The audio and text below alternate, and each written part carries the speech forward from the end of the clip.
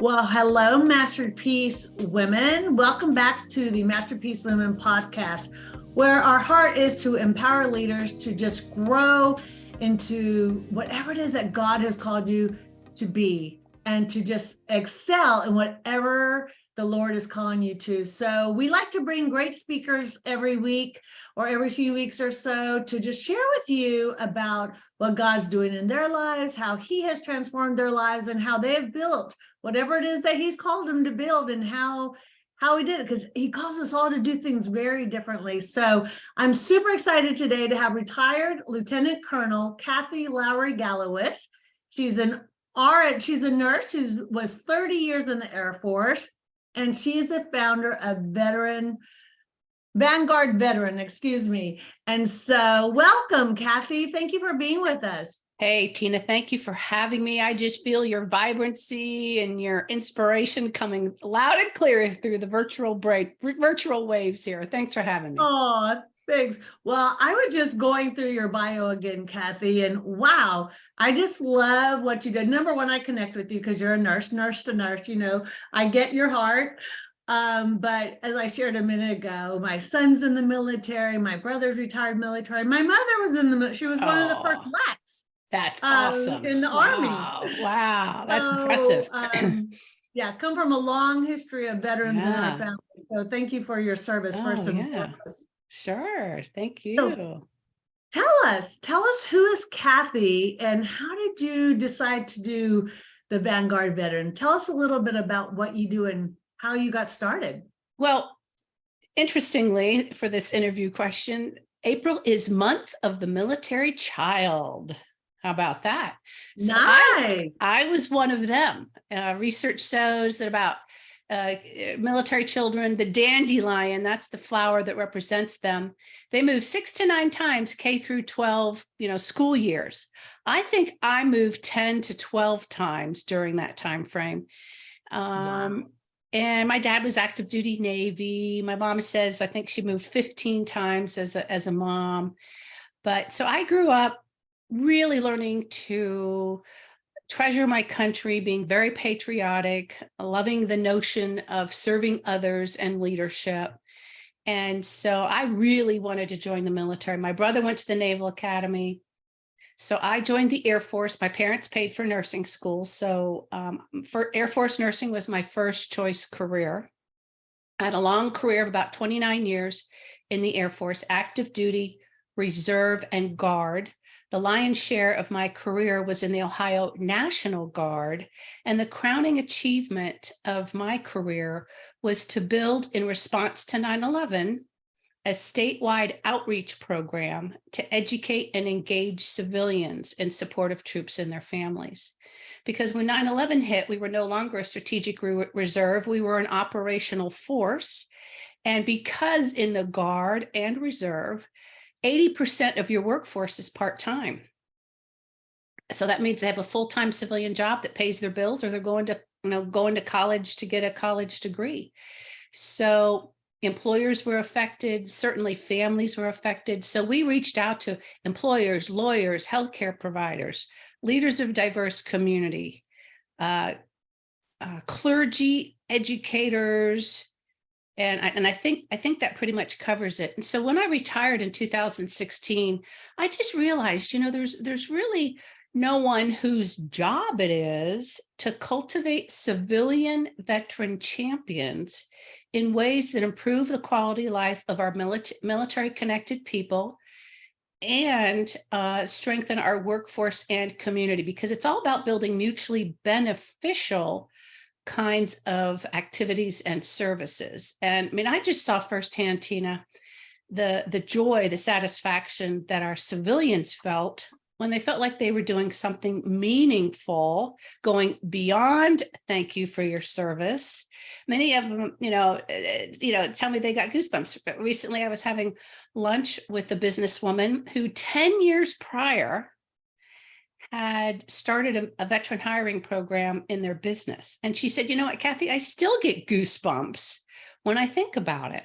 And so I love that. There's so much opportunity out there, but there isn't really a anyone who's responsible, who focuses on that, on helping citizens, people who have never served, helping them know how to build mutually beneficial activities and services that strengthen the quality of life of our veterans, if you will, while promoting stronger workplaces and communities. So this work really is my life's calling.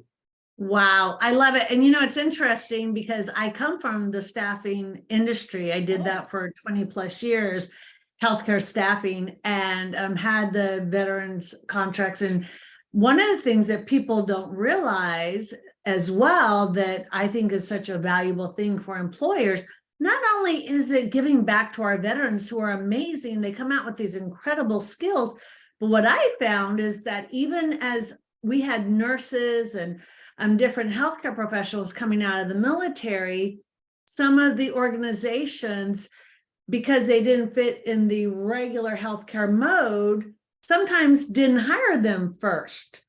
And I was just so surprised by that. I'm like, are you kidding? They have such great work ethic. They've been through so much, and they can add such value to our healthcare systems. And employers actually can get a lot of federal benefits from actually hiring, on top of the benefit of having that individual who has incredible experience. And so I felt like that was a disconnect. And so I think it's a beautiful thing what you're doing, because there needs to be more of that and more education for employers on the benefits of having a veteran from a financial perspective, but also from a giving back to our veterans, and also the fact that these veterans have incredible experience, add such great value to the teams they're serving. So I love that you're doing that. Thank you for seeing it that way and describing it like that. Because, really, I think the bottom line is that there's just a communication gap. I think that employers across the nation understand the business case for hiring veterans and are doing so in record numbers. I mean, consistently, veteran unemployment is less than civilian unemployment. Last year, for 7 months straight, veteran unemployment was less than 3%, the best, longest stretch of veteran unemployment in at least 20 years. And so that's really a good news story. There's really a good news story. But when I was transitioning and trying to find more managerial roles as a nurse in healthcare, I was always beat by the internal candidate. And, I was certainly disappointed. But, I get it, because, military has a different culture. It's just like in any group that doesn't really understand one another, it's maybe a little bit more of a risk, a little bit more uncertainty. However, military job seekers are used to accepting feedback, are really want to contribute, and if you give them an opportunity, hire for aptitude and train, you will really see a return on your investment. Not only do they show up to work on time, but they're more productive, mission focused, absent less. And when veteran hiring is done well, that can generate cost savings. The Society of Human Resource Management reports that 91% of employers find that veterans stay as long, or if not longer, than their civilian peers when they get jobs. So, and that they don't have to make more accommodations, that, veterans adapt well. And so maybe in some ways we need to look at mindset and, decrease conscious bias and, or, kind of let go of some of those stereotypes, because, Iraq and Afghanistan veterans are a product of the all volunteer force. And that is a success story. We've never had a more professional, educated force than we have in recent times. And so those Iraq and Afghanistan job seekers are really there to serve you, and will do a great job. I love that one. I will say a disclaimer, it's been years since I've been in that industry, so a lot has changed, I'm sure. And I would say that was the area was in nurse management, because we sent leaders in as nurse managers oftentimes, and permanent placement. We also did travelers. So it was a variety, but it's been a minute. So I'm excited to hear about the statistics and how that's changed, because I do feel like that's such a great beautiful thing for both the business, for the organization, and for the individual. So my And tagline is join the veteran champion movement and be a part of the win, because it truly is a win-win when you it is. provide a veteran a job that has substance and purpose, pays them well, has opportunities for growth. The employer wins and the job seeker wins. So be a part of the win and join us. I love that. That's a great tagline. So let's talk about Kathy the person. Okay. So you have an incredible organization. You're doing great things with that. How did you decide to start it? I know you shared a little bit about, but what was that inner thing in you saying, okay, I'm going to start it this way? Like, what were the steps you took? Talk to us a little bit about that. Well, I never had the intention of doing this as I was separating, but I am definitely a worker, a contributor. I was a Girl Scout, at age 12, and believe in leaving the campsite better than how you found it. I mean, I just translate that into my life, right? I'm all about helping people and making things better. And so when I retired, honestly, the first thing I wanted to do was become and understand leadership even better. So I am a John Maxwell trained speaker, trainer, coach. Did a lot of leadership development training. I thought that would be, good for me to make me an even better leader, and an opportunity to build relationships with civilians, authentic relationships, right? Because what's more authentic than trying to be a leader, right? So then I did that for a while, and then moved. I thought I liked you even better. See, there you go, the nurse and GMT DNA. Yes, ma'am. Yes, ma'am. We have a lot in common.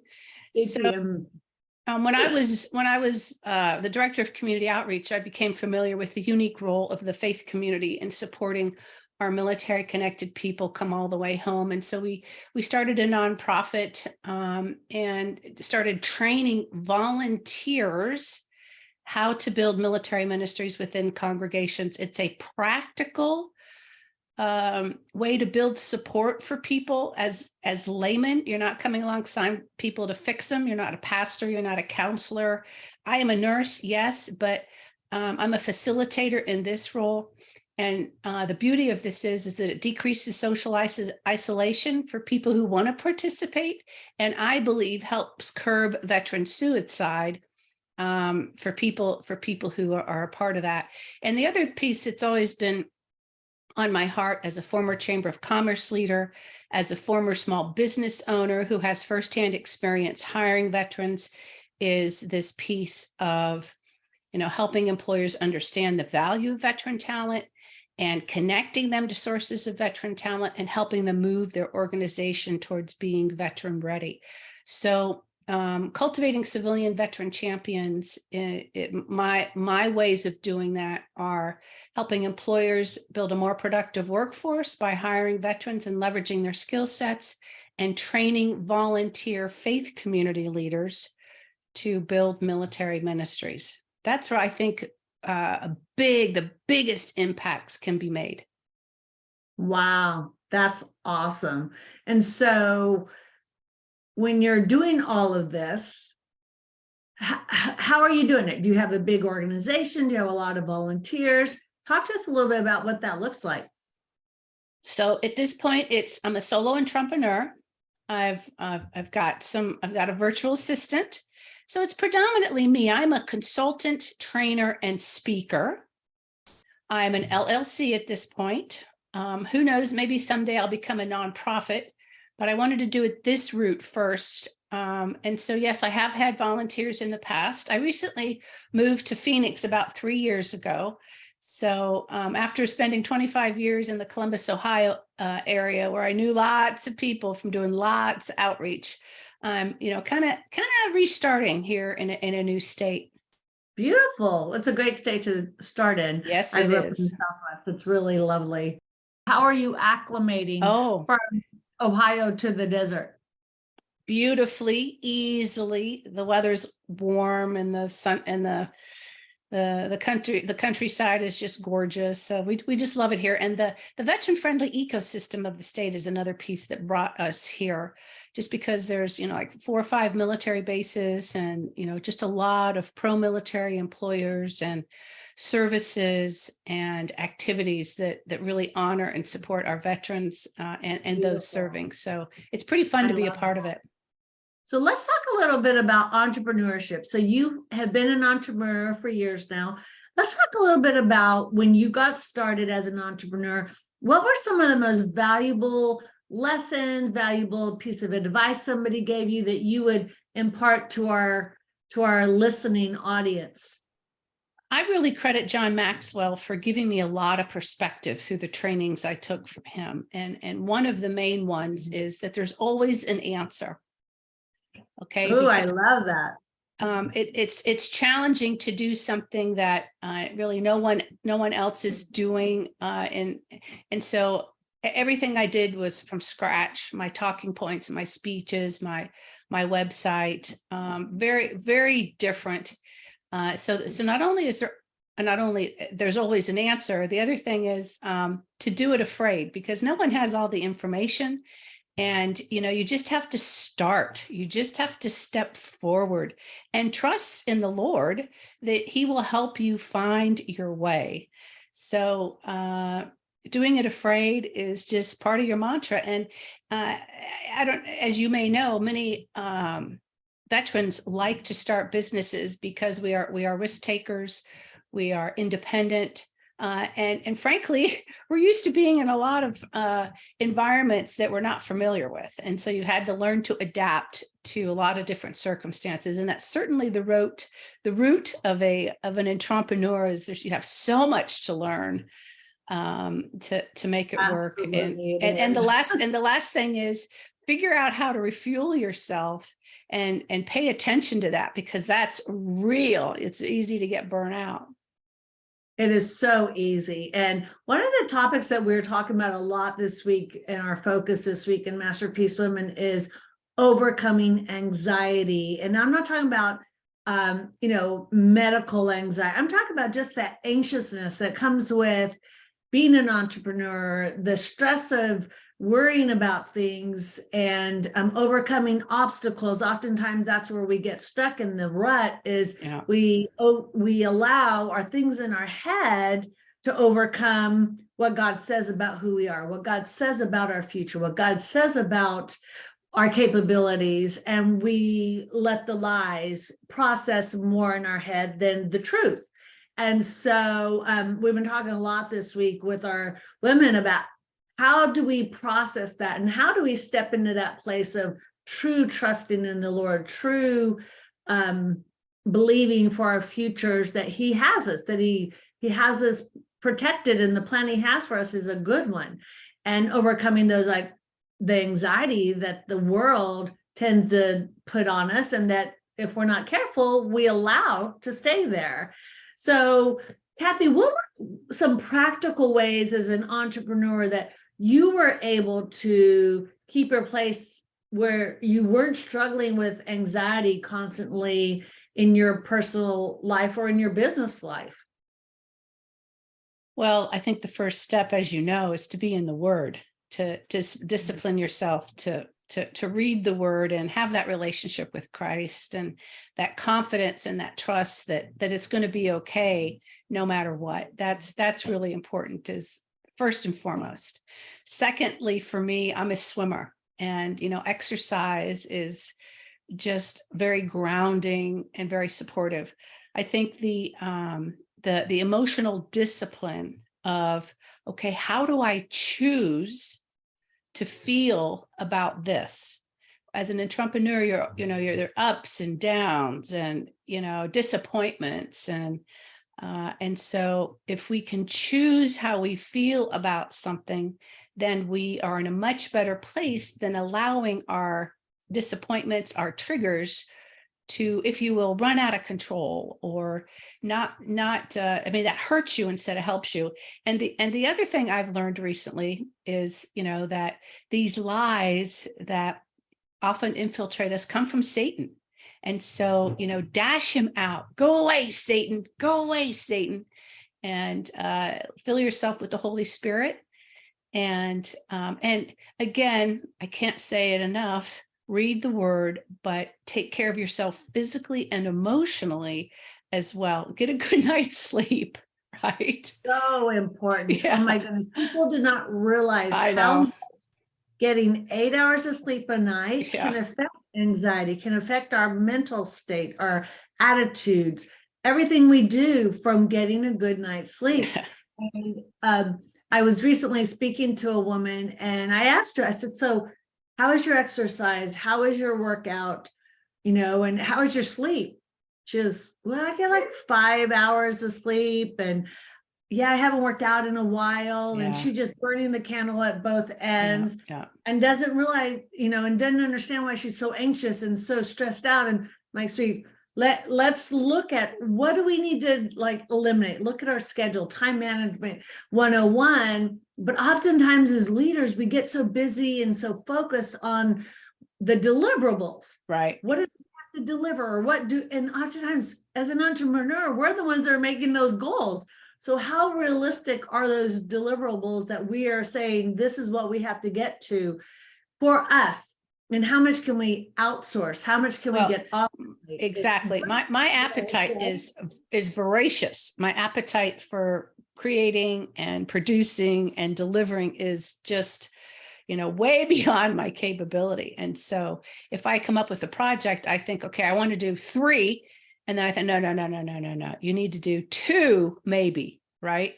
So I've learned how to discipline myself that way, and pay attention to your body, and respond to what your body needs, because you only got one body, and if you burn yourself out, you can't do it. Now, I don't mean to come across like this is easy, because it's not. If you are working in areas of your life's calling, you are highly driven and just aspiring to really help people. And so it just takes a lot of emotional and physical discipline to read the word, to exercise, to get to bed on time, and to manage your projects in reasonable ways that won't wipe you out in the meantime.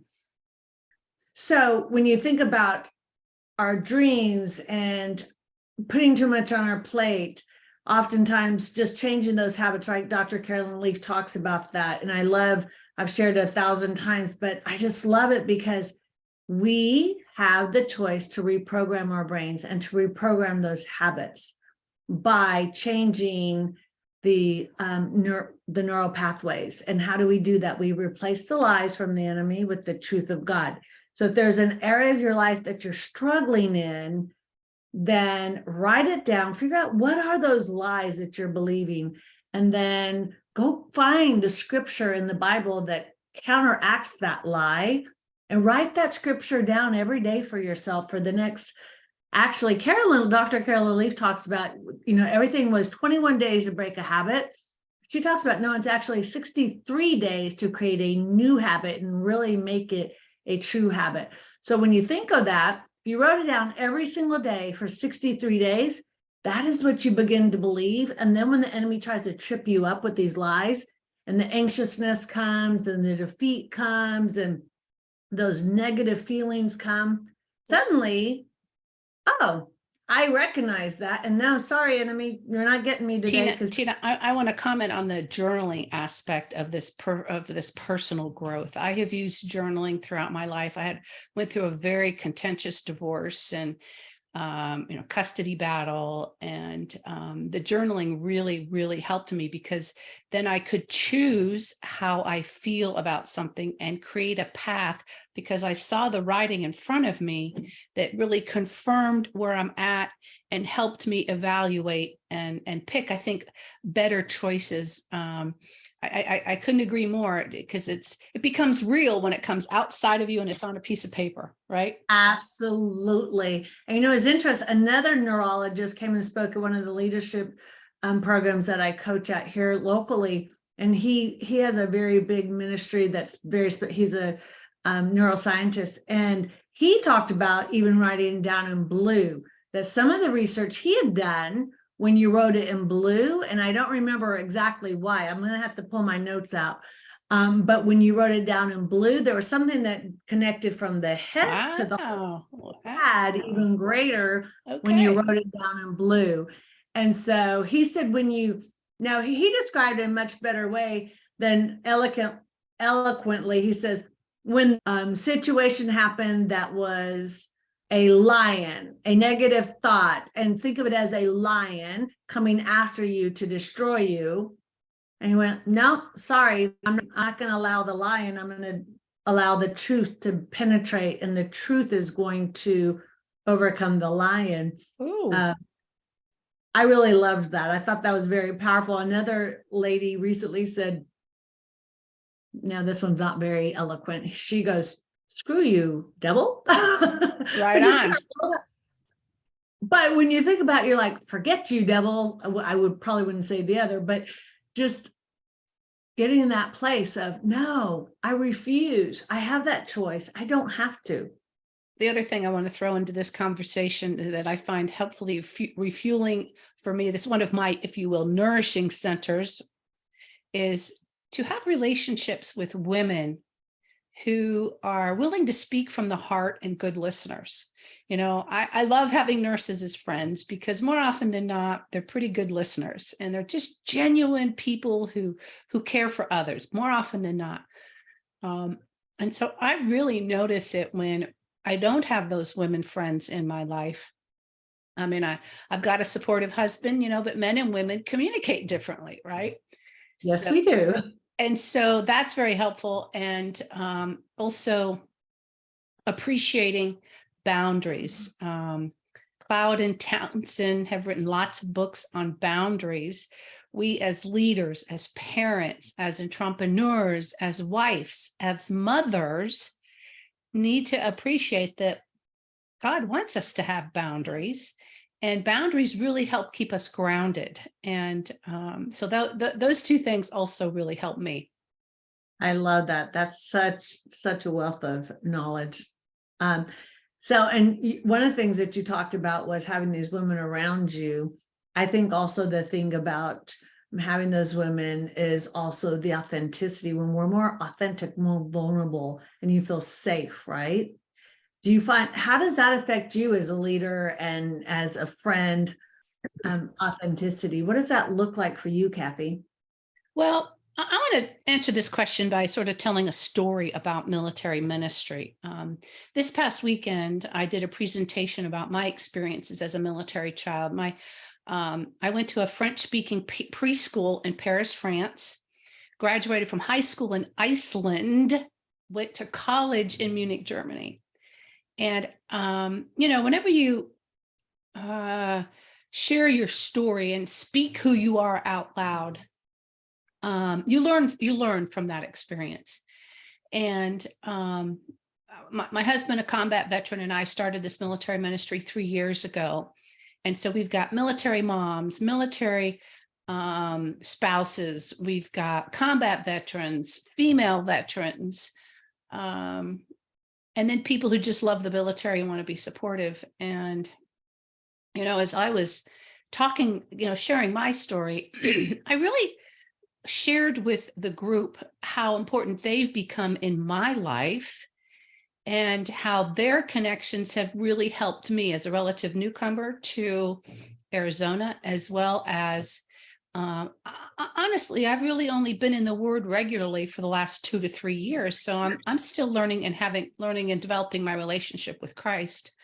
And they gave me an opportunity to be authentic. And I hope that I also give them an opportunity to be authentic by bringing people together, by facilitating, by asking questions that go beyond the surface, by giving people an opportunity to open up as they are comfortable. And so these military ministries are just beautiful in their simplicity. And so if there's anybody listening who has any interest in looking at that, and I coach people monthly, first Sunday of every month, to help you understand a little bit about military culture, support your leadership journey as needed, help you understand veteran community resources, and really give you the the courage and the tools to bring people together to serve people. And so if I could, I'd like to offer you some show notes to Military Ministries Matter and other links on my website about military ministry, because you really make a big difference in people's lives just by bringing people together, having fellowship, having prayer, having a meal together. We do community service. We're now going to start having, different speakers present their story from their lens or other resources in the community. It was interesting. One of our new members was an Air Force pilot. And when I asked the group if they wanted the Blue Star moms to come talk to him, he was like, I don't know what that is. Right. And so, you just can't assume that even though you've served in the military your whole career, that you understand some of the resources that are out there. So that is one of the ways that I am authentic, and that I hope I create opportunities for others to be authentic and to promote their emotional healing and promote spiritual resiliency. I love it. I love it, love it, love it. Well, that's one of our key pillars at Masterpiece Women is authenticity, because I see such value in over and over and over again in our luncheons and our retreats. We have an annual retreat. It's coming up in November. Ladies, if you haven't registered, get registered. November 2nd to the 5th. It's going to be at Hutchinson Island at the Marriott Resort. It is a true retreat. So for those of you who've never heard of it, it's not one of those conferences that you get, constant stuff and then go home and have to process it.